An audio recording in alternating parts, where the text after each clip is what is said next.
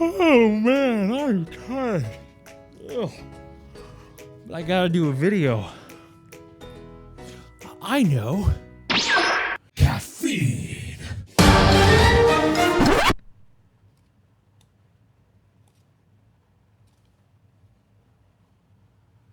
Well, this was a dumb joke. It's the Music Theory Corner. Come along and learn with me. It's the Music Theory Corner. Learning about keys. Here we go. Shalom and welcome to Joshua Pearsall's Music Theory Corner.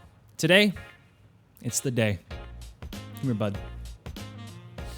Now listen, I know we've had our differences, and people often misunderstand you. I understand, I get it.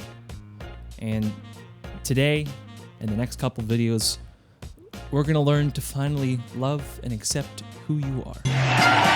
But not right now. Go away. Go back. Yeah, that's right. Go back to your corner. Well, here we are. Key signatures. You know, it took all of 8 videos to get here, but now that we're here, we can actually get into the deep, the nitty, the gritty, the really fun stuff that I love about music theory. This will be at least a 3-part video. It might be more. I don't know. Depends. We'll find out. I'm going to start off by listing the major keys, explain how they work, how many they are, a little bit about those, which will be a great time. When discussing key signatures, we start with our homeboy C. So C, no sharps or flats. Very simple, and it follows that whole, half pattern. And all of our major key signatures are going to follow suit. How do we find our next key signature? I'm glad you asked. We go to our dominant of C, that is G. If you use that whole, half formula on G, you get G, A, B, C, D, E, F sharp, and G.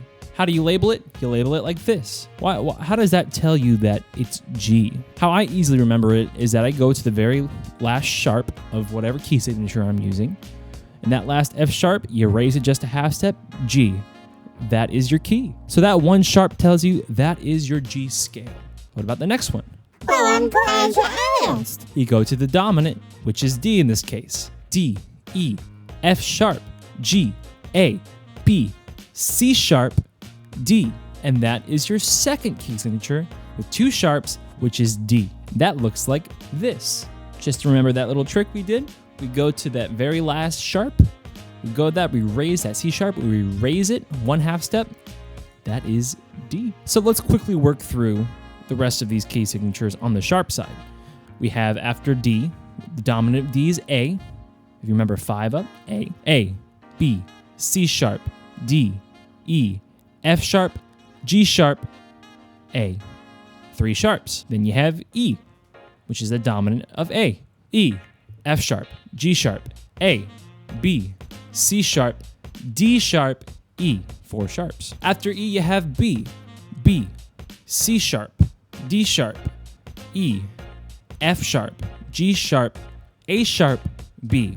And that's 5 sharps. Now we're getting into the higher sharps. And the last sharp key that you'll normally see is F sharp.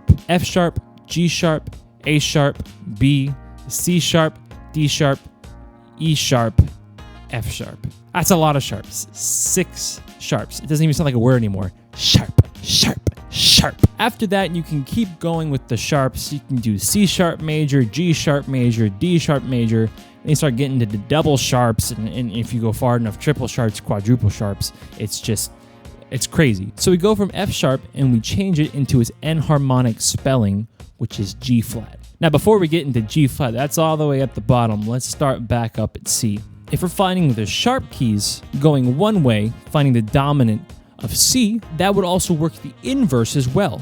G is the dominant of C, and you get your sharp. What is C the dominant of?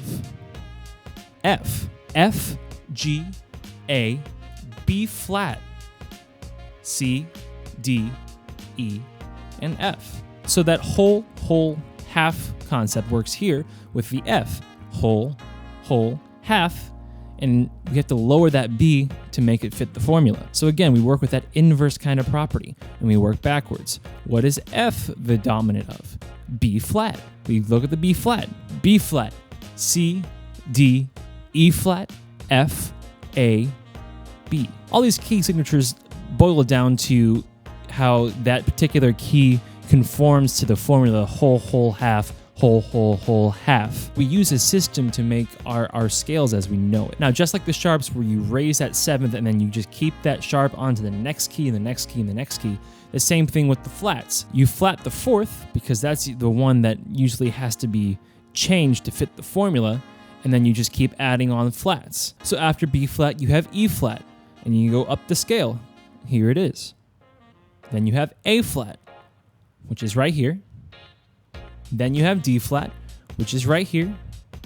And then you have G flat. So, how do you read the flats?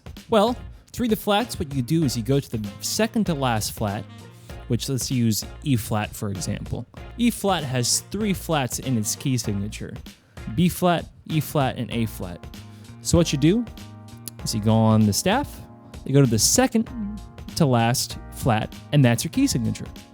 So B flat, E flat, A flat. That E flat, that's an E flat key signature. It's pretty simple. The only exception to this is F, which only has 1 flat, but just know that if it's 1 flat, it's F. You can also think of it as B flat is the subdominant of F, and F is the 5th B flat.